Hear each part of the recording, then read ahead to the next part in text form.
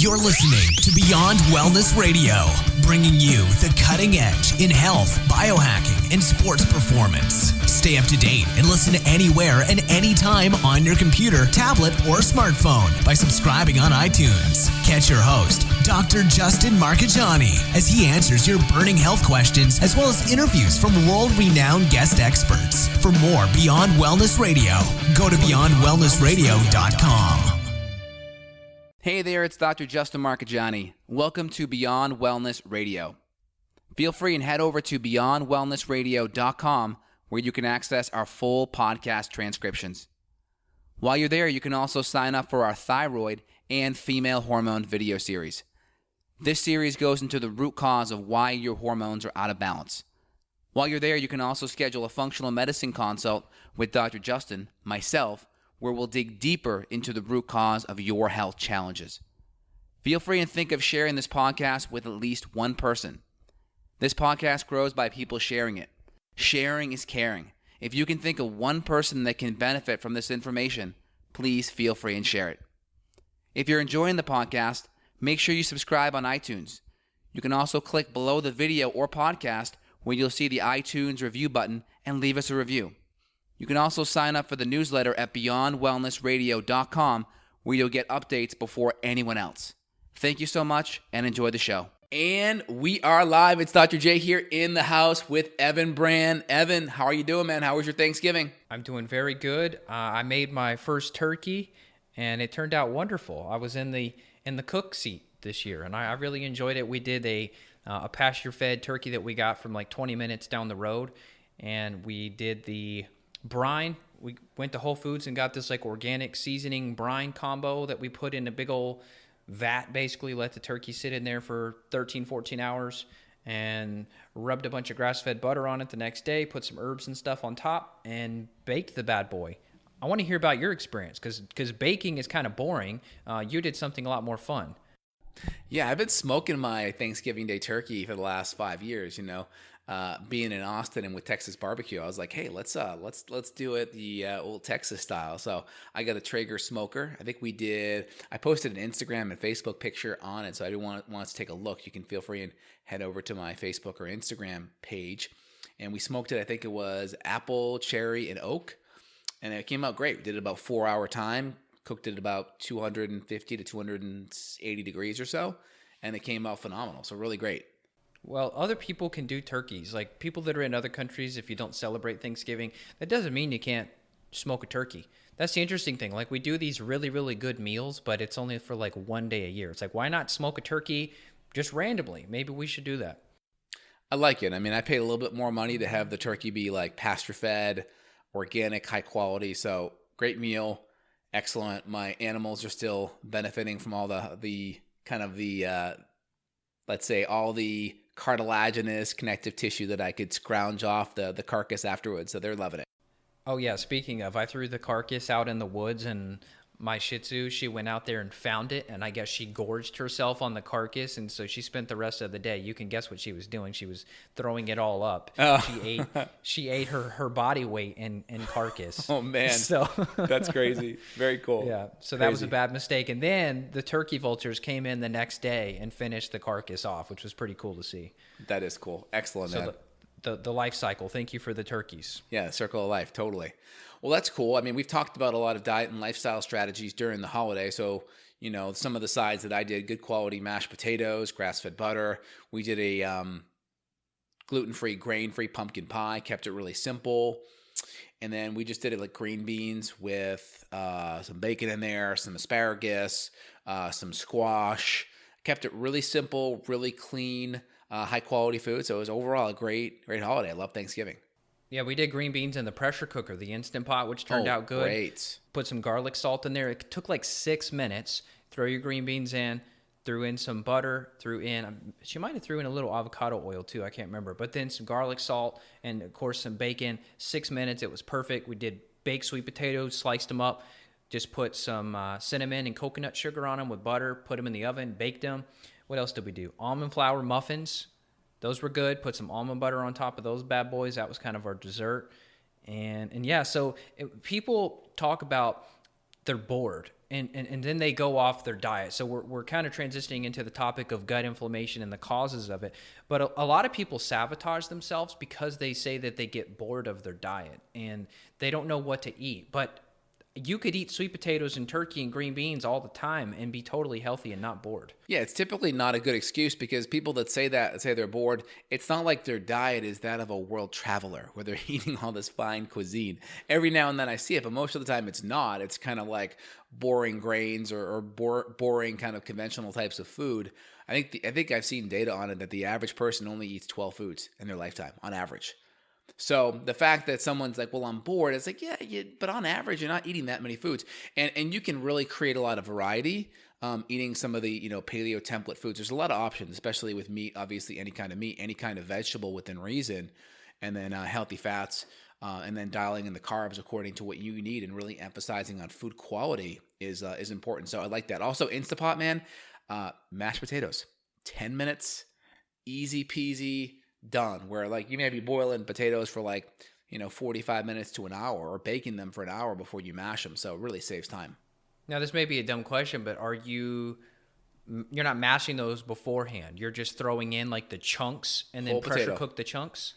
Not even a chunk, man. Just the whole potato. Like I just throw the whole potato in, done, 10 minutes, put it out, throw it on a Pyrex tray, mash, butter, salt, done. Like, it's that simple. Yeah. The Instapot really saves a lot of time. You can do ribs on that thing in like 30 minutes, where normally it may take you 5 hours. I think it's a really good invention. The only issue with the Instapot is you just got to be really focused, and you got to make sure that you vent it when you open the thing up, and also make sure that little thing that pops up, it's like a little kind of meter device that pops up. Make sure it falls back down below so it's not pressurized when you open it up. I had a couple of patients who burn themselves, or you can read stuff online where people open it up and it is like a bomb if you open it up without depressurizing. And thank you to today's sponsor, Instant Pot. Instapot, yeah. We'll put our Amazon links below, so if anyone wants to access the Instant Pot, we'll put the link below. We like it. It's really good. That is a joke. They're not technically sponsoring the podcast, but I did see some good Black Friday deals on those. So even if you're listening to this like a year from now, the Instant Pot's generally $100 or less. So I think it should be in your cooking strategy, and that way you're not going to be eating some of the garbage that we're talking about, like industrial seed oils. Why don't we talk about this? Let's dive into some of these big causes of things that people are doing to destroy their gut lining. Yeah, and just to highlight one more thing before we move on is anytime we talk about a product, we've actually used it ourselves and we like it. So we want to be 100% authentic about products. If we like it and we've used it, we will talk about it. Just know if we are talking about it, it's because we've used it and we like it and we approve it. Awesome. So let's go dive in. So you were just talking about some of the top things that drive gut inflammation. Take it away. Yeah. So the big oils, that's the problem, is a lot of these oils.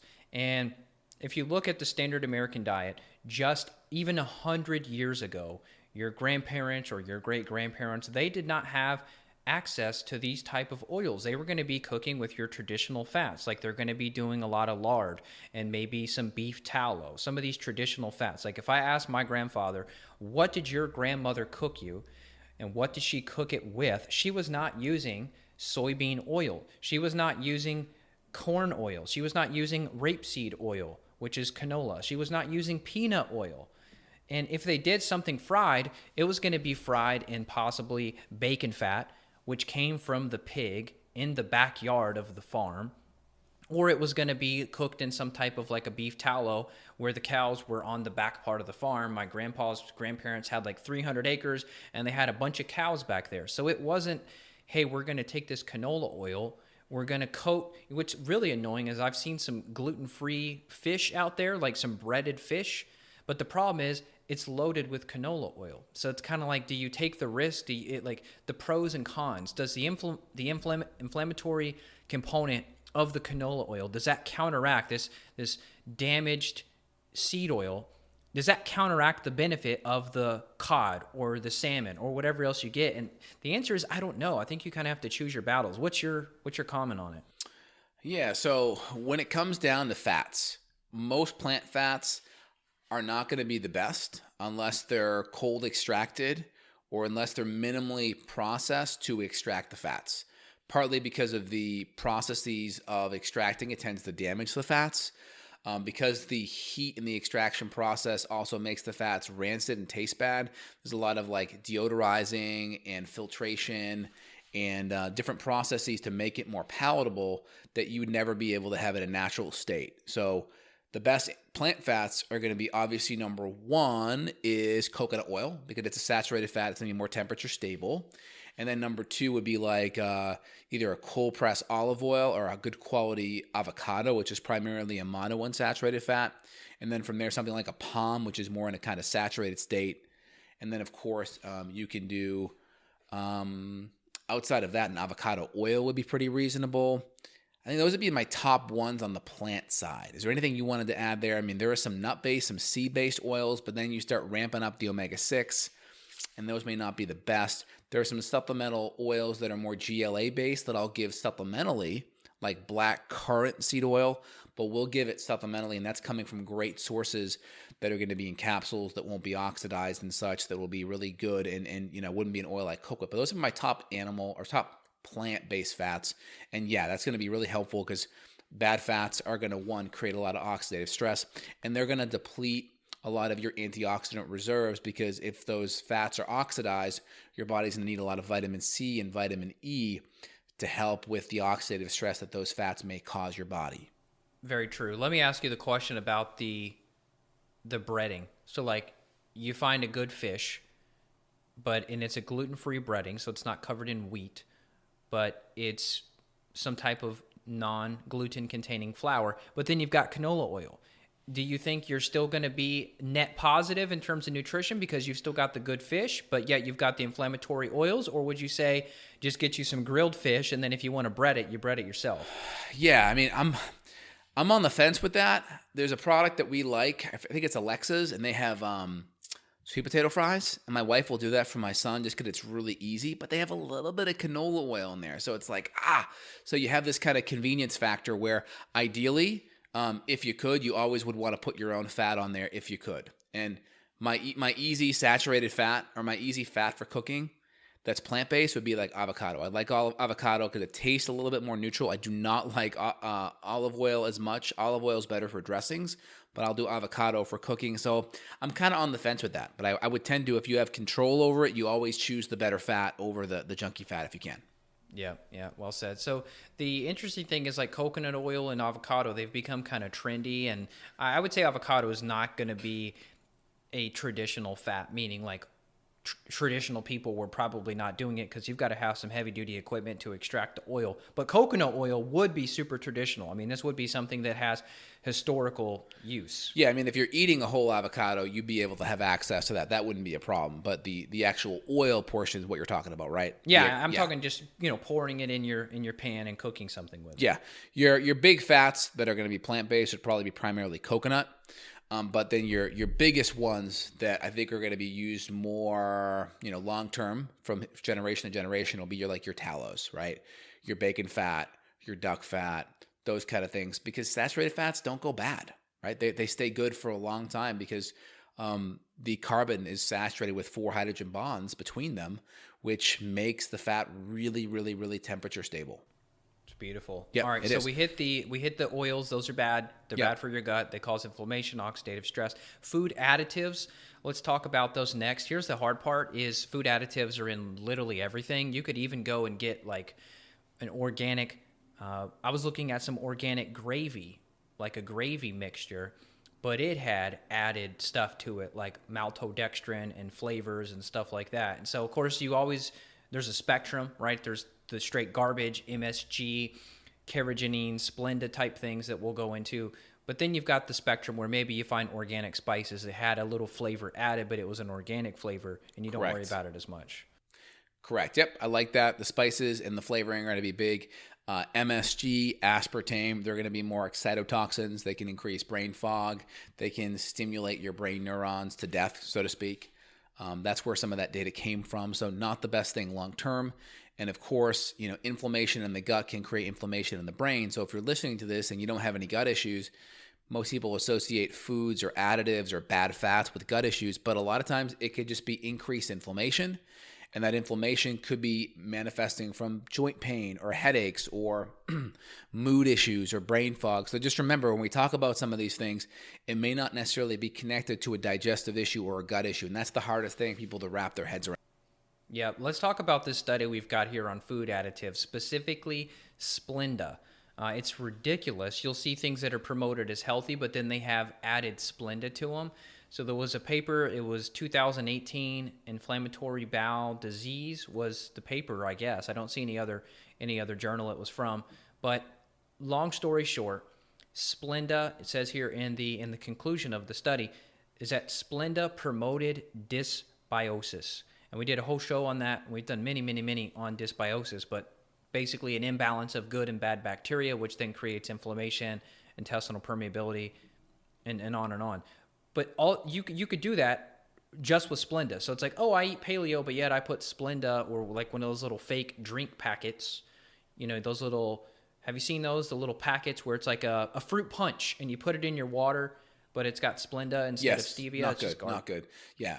If you want something like that, you're much better off getting a Sweet Leaf brand and putting a couple of drops of stevia in there with something like that, or using an essential oil like lemon or lime, or just grabbing a lime or lemon and just squeezing it in. That's a much better way to do it. I like to do monk fruit. I've got a little good. bottle of some monk fruit liquid. Yep. And so we'll just take half a lime, half a lemon, about 5 drops of monk fruit, and you've got an amazing lemonade, and you're not going to need any of those little fake Splenda flavor packs. They're just terrible. Yeah, and with flavoring in general, you want to make it a minority of the time, because when you're putting a whole bunch of sweet stuff in there and your tongue's hitting sweet, your brain's like programmed that sweet means calories, and calories also mean sugar as well. So there could be a minor insulin spike that could happen, and it's just not good to program your brain sweet, no nutrition, no calories. So it's not good to have that long term, but if we're kind of doing an 80-20 thing, and that's kind of in your 20%, and you're trying to use a healthy cheat option as a replacement, I think it's fine. Yeah, and you're saying basically the body's getting tricked. Even if it is a natural sweetener, you don't want to hit that sweet button over and over. Yeah, I just want to draw a line between everyday staples and things that are healthier cheat options. That's in the healthier cheat option category. It's not a healthier staple category. Yeah, you don't want to live on like the stevia soda, for example. Exactly. Yep, exactly. You're much better off. Staples would be Topo Chico, Pellegrino, filtered water. Maybe add an essential oil to it, or add a squeezed lemon or a lime. Those are going to be more of your staples, and these other things are going to be in your 20% category. Let's talk about this too. There was another paper that we had here on carrageenan, which is a seaweed-based polysaccharide. A lot of times it's put in toothpaste, but it's often in a lot of food and like sauces and anything that needs to be thick. So a lot of times now you'll see carrageenan free in certain products, but that also can exacerbate inflammatory bowel disease. And there are some papers on both Splenda and carrageenan. So carrageenan is probably healthier than Splenda, but it can still negatively affect the gut. And at the end of the day, we're just saying eat real food, because if it's not processed, if it's a processed paleo-style food, it could still have some negative qualities. Got it. Yep, 100%. I 100% agree. Yeah, you have carrageenan, and there's another one, I forget, that's like an emulsifier like that.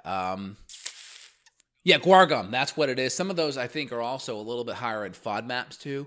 So people that have significant SIBO can sometimes get a little bit more bloated from some of those things. So it's good to keep those in mind. I know I think it's Native Forest. It makes the coconut milk, coconut cream without the guar gum. So another thing that could be there.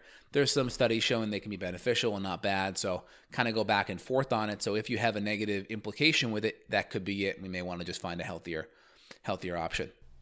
Yep. What's next on the list you want to talk about? Well, let's go over gut infections. We talk about gut infections all the time. We see patients that come in that think their issue is a candida, or they think it's an H. pylori, and sometimes it can be all of the above, and we don't even know that. So it's really important that we get some good testing done. It's really important that when we have a gut infection, we have to have a sequence in how we deal with it. So people that have gut infections, you got to make the diet changes. You have to work on the digestion first, because those can be serious impediments for your body healing. And the gut infection, a lot of times, can be part of the reason why you don't feel good. Sometimes it can be all of the reason, but I'd say most people, it's part of a couple other things that are happening. But people, we're in a culture that's very antibiotic driven. Oh, you have staph, you have strep, kill it now, antibiotic, laser beam focus, hit it. And that may not be the case. And number one, it can be a big letdown. People are like, oh man, that wasn't it. But number two, a lot of times they can feel worse. So you really want to make sure if there is an infection that you have a plan that's comprehensive in nature that's addressing what's going on. And again, this may be a little different if it's totally acute. Like, hey, I'm in Mexico, I'm feeling great. Boom, I eat something, I feel like crap, I have diarrhea, okay, we may create a different plan based upon the clinical history leading up to this point and then how acute the symptoms are, fast or long term.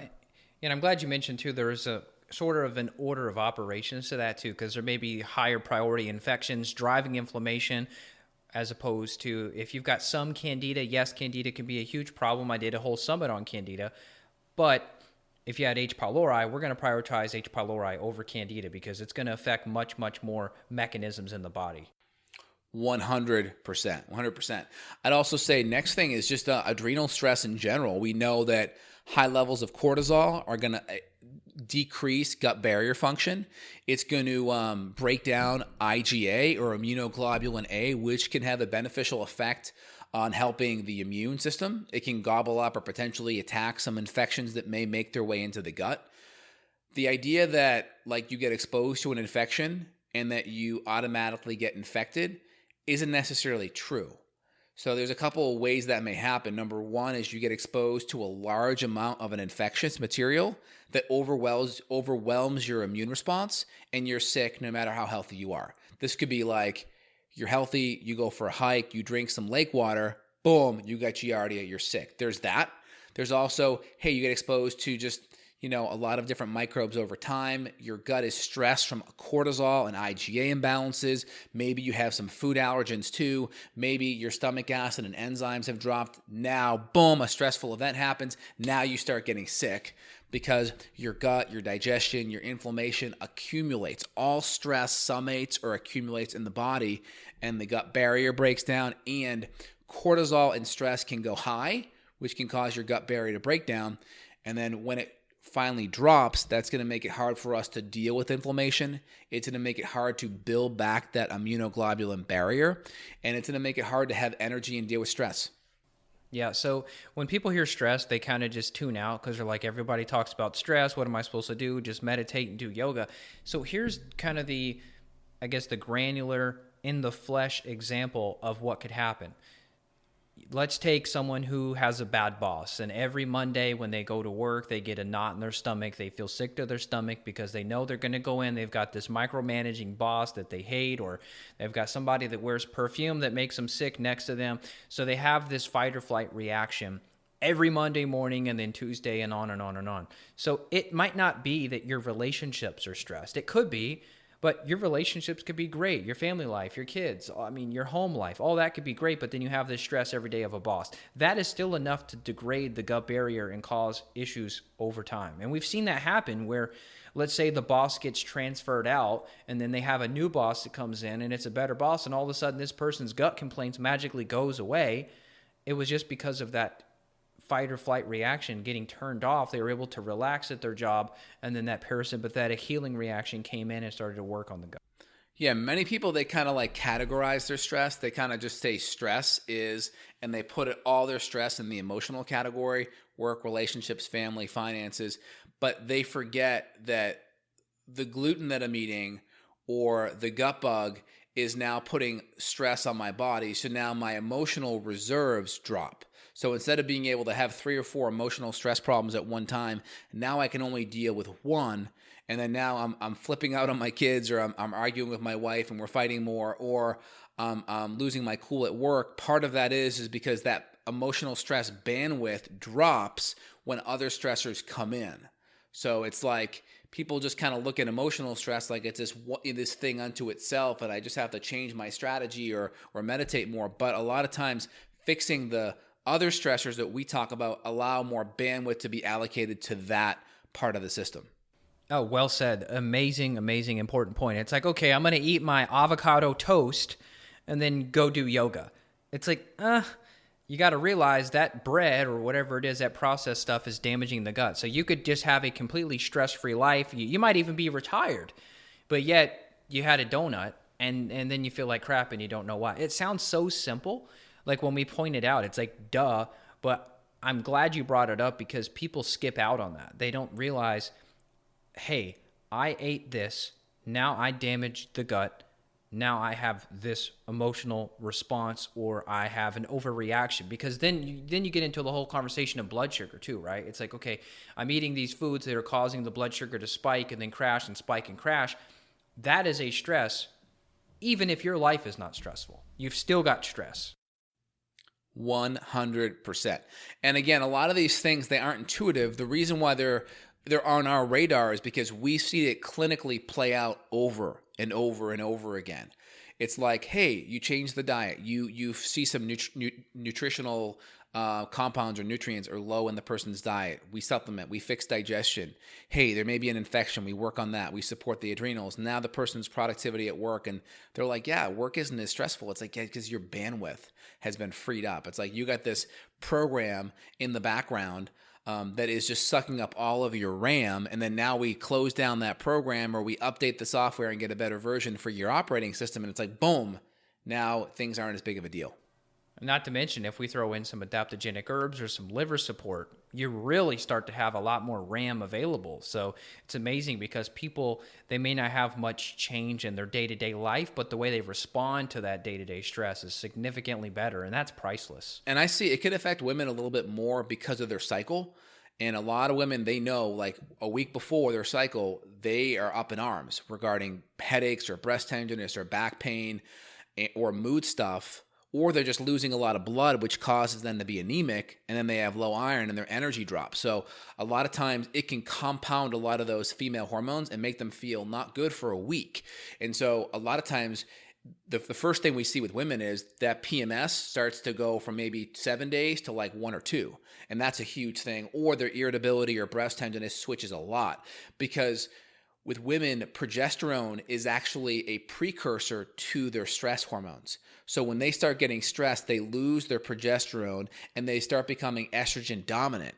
And then all of those estrogen dominant symptoms, some I just mentioned, start to become activated. Yeah, the issues with the hormones are more apparent during the cycle. It's more apparent. It's an easy way. So if you're a woman listening to this and your PMS starts getting worse, that's the first thing we look at is what stressors have been activated.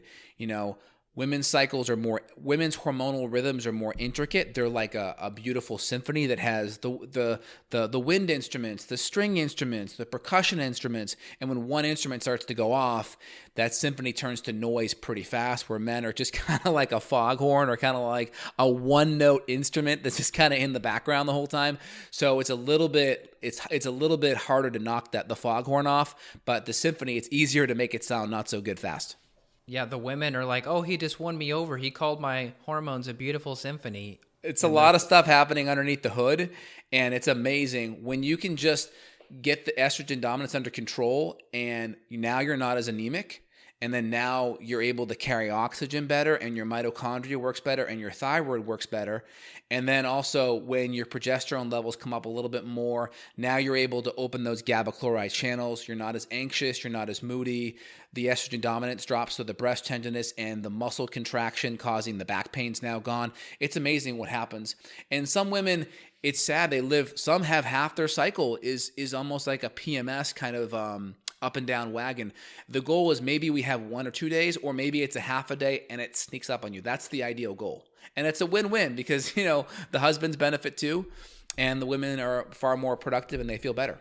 Absolutely. Yeah. And also just kind of like comparing, contrasting, what are your options, right? Ladies listening, you know what your options are. It's going to be a birth control pill, and then those have their own side effects. It's going to be an antidepressant, and that's pretty much it. And then if you're menopausal, maybe it's the HRT. Hopefully they don't recommend the Premarin and Provera, which is horse hormones, right? So those are pretty much your 3 options. And then, of course, ibuprofen, Midol, those kind of things to manage any pain or cramping. You don't really have that much. So, and none of it's root causal, right? None of it's root causal.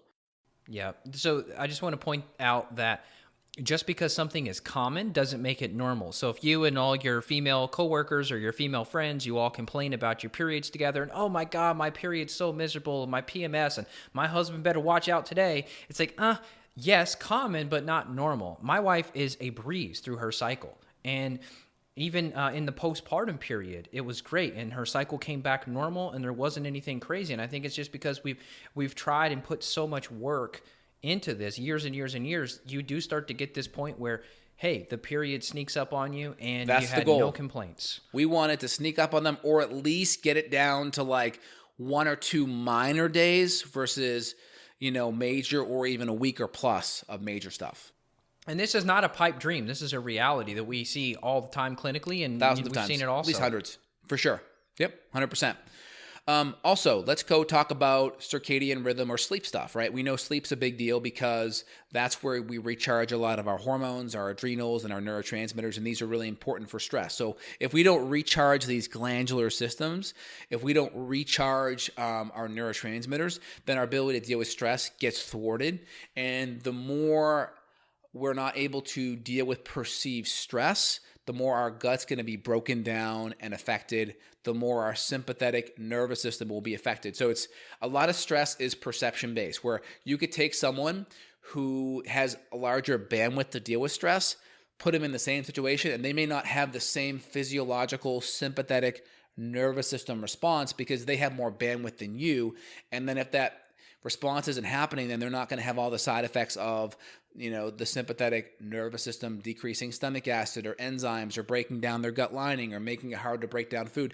So the more we can allocate good bandwidth through recharging our neurotransmitters, adrenaline, dopamine, GABA, recharging our glandular systems, right? Pituitary, adrenals, thyroid, ovaries, the better chance, testicles, the better chance that we are going to be able to deal with stress the next day. Yep, well said. Well, we've got a couple papers on this, so why don't we talk about this here regarding the circadian rhythm disruption. We're talking to people specifically that are working night shift or swing shift, or people that are just using artificial light at night. They're not protecting themselves from the nighttime EMF and light exposure. Even just a couple of days, which is kind of hard to believe, but even just a couple of days of circadian rhythm disruption. So what that means is I'm talking to the people who they go to bed at 9 p.m. on the workday, but then they stay up till midnight or 1 a.m. or 2 a.m. on the weekends. Just those 2 to 3 days is enough to create changes in your gut, increasing the pro-inflammatory bacterial species. So long story short, you need to go to bed at the same time every day. You're not typically going to benefit. I mean, maybe you have more social life and you go out and, drink some poison at the club and poison your gut and start to kill your liver even more. And then you stay up and then you're hungover the next day. I mean, God, I just don't see the benefit of that lifestyle. If that's what you got to do, okay. But just know, hey, there's papers showing you doing those weekend binges just on Netflix. If you're like, I don't drink alcohol, Evan, it's poison. I know, you're right. Okay, you stay up till 1 a.m. watching something, but on the weekday you went to bed at 9, that is still messing up your gut. And if your gut is messed up, then you really can't afford to lose that benefit. That could be another 10 or 20% of your issue right there. Correct. So do your best. People are going to stay up later on the weekend. It is going to be what it is. So we can always use extra magnesium. We can use glutathione before bed. If we're going to drink alcohol, we can always use activated charcoal. We can make sure we do our best to get to sleep a little bit more to make it up on the back end, and just do our best to maybe take a tiny bit of melatonin or a little bit of natural sleep support to kind of get us back on track to start the week. So we kind of have like our goal of perfect, and then we have things that we can biohack to get us back on track and still cheat a little bit. Call me boring, and maybe it's just because I have kids that are young, but I go to bed pretty much the same time every night. So maybe in 5 years, you'll be listening to this podcast and be like, oh, Evan, remember when you used to go to bed at 9 every day or 10? I don't, maybe I'll change, but for now, every night is about the same time for me, and I feel good. Yep, I agree. I think that's great. A couple other things on medication side of the fence. We got to talk about this. This is important. So there's a couple different medications that I consider to be destructive. Number one are going to be the antibiotics, and sometimes it may be necessary if you're in a difficult situation. But if we can have a couple of tools that we can utilize, we may be able to avoid it, right? We have different herbs that we can use, oil of oregano, golden seal. We have different formulas, like in my GI Clear line. We have GI Clear 1 through 6 that we'll use in certain occasions. And Evan, the same as you, with you, you have some of the microbiome products that are used in similar situations. And a lot of times this can be beneficial and prevent the need for antibiotics to be just given right off the bat, number one. And then, of course, number two would be things that affect digestion. Proton pump inhibitors, omeprazole, pantoprazole, any acid blockers or H2 blockers that are designed to disrupt or lower stomach acid can be a big deal, because that's going to make it hard for you to break down your food. Think of HCl as your natural kind of bleach or disinfectant for the dirty picnic table, right? So it keeps the gut microbes from growing out of control. It helps break down the proteins. It starts initiating all of the domino reactions for digestion, and that good acidity helps close the esophageal sphincter and prevents things from also rising up as well. I've seen, probably no joke, within the last 6 months to a year, 50 to 100 children ranging from 6 months old to 15 and above years old of kids that are clients of mine that were put on proton pump inhibitors by their pediatrician or by the gastroenterologist.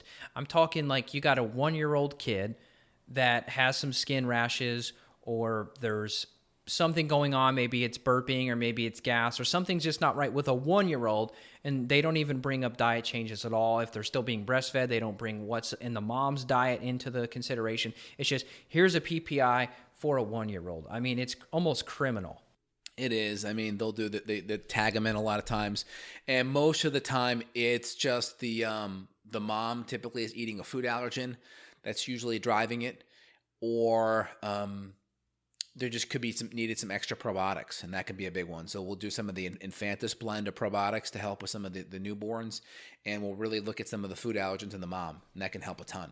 There's dysbiosis in kids all the time, though. I mean, we've talked about this before, but my daughter, when we first ran her stool test, she was around 2 years old, and she had various parasites, bacterial overgrowth, got rid of that, retested, showed up with H. pylori, got rid of that, retested, showed up with some other bugs. And so these bugs are everywhere. We don't expect you to avoid them. Tap water, soil, food. I mean, your kids are playing in the dirt. You're playing in the dirt, hopefully. You're going to get exposed to these things. A lot of people ask us the question of, hey, Dr. J or Evan, how do I avoid these? You can't. It's just a matter of you trying to be resilient enough, and you have, like you said, adequate levels of stomach acid to prevent, if you do drink tap water or you eat the sushi and you get exposed to Blasto, hopefully your HCl kills it off and it doesn't become an infection. But most of the time, people are too stressed and too overwhelmed, and that system, the protective response is altered or reduced. 100%. And last thing I wanted to highlight was just environmental toxins. This could be things ranging from heavy metals like aluminum or mercury or lead that could be damaging to the gut lining and also to the neurological tissue. Right? Remember, your nervous system, your enteric nervous system is located in the gut. So that can have a big impact. And as well as things like mold and mycotoxins. As Evan knows, environmental mold can cause lots of gut issues. I've seen it cause lots of digestive distress, bloating. I've seen it affect motility. And then, of course, when that happens, then it can affect your vestibular system, mood, energy, everything else. So I'd say mold's a big one. I'd say heavy metals are a big one. And, of course, environmental estrogens, whether it's pesticides or plastics, whether it's bisphenol A or dioxin or phthalates, any of these compounds that are kind of in plasticizer compounds. Yeah, your chemicals in your food, which we always talk about, killing your good bacteria. That's basically an antibiotic. You know, glyphosate is essentially an antibiotic in the sense that it kills good bacteria and promotes dysbiotic flora. So, yeah, I think that's a huge point. I think it's important, and we can talk about, each one of these topics could be one podcast in and of itself, and they probably already have, since we have hundreds in the bank. So if anyone listening really enjoys the content, click below. Make sure you access some of the great handouts and great links on our websites. We have transcriptions as well that you can get access to. And if you want to dive in deeper because you think one of these things may be an issue with you, feel free to click below to access evanbrand.com or justinhealth.com, me, Dr. Justin, and we can dive in deeper and work on getting to the root cause. Any last comments, Evan? I would just say we're really grateful to be in the opportunity to help people. So most of you all, we're just helping you because you're listening and you're making changes. But if you feel like you're buying random supplements, you don't know what you're doing, you're building up a supplement graveyard, hire some help. I know a lot of people, they don't want to do that because they feel that they need to like maintain their pride, or like, I'm a biohacker, I'm going to do it myself. It's like, I tried that. I mean, you know how much Justin's helped me. We help each other, you know, so we're in this we're not in it to prove that you can do it by yourself. We're in it to make sure that you can get better and get back to enjoying your life. So don't try to like be a hero. It's okay. You're not a failure if you need help from somebody. Yeah, if you need a functional medicine Sherpa, you know, we're your guys. In general, you don't go hike Mount Everest without a Sherpa, without a guide to help you. And that's what we are the equivalent of. So I hope everyone enjoys it. If you enjoy it, share it with a friend or family or member or loved one that is struggling or needs some of this support. It's totally free. 99.9% of people we don't even work with directly. They're just utilizing this free content. So we just ask that everyone utilize some of this information so they can get healthier first. It helps everyone become a better parent, a better person, a better employee, a better entrepreneur. It helps everyone in every single way possible. So we love that, and it's our contribution to the world. Anything else, Evan?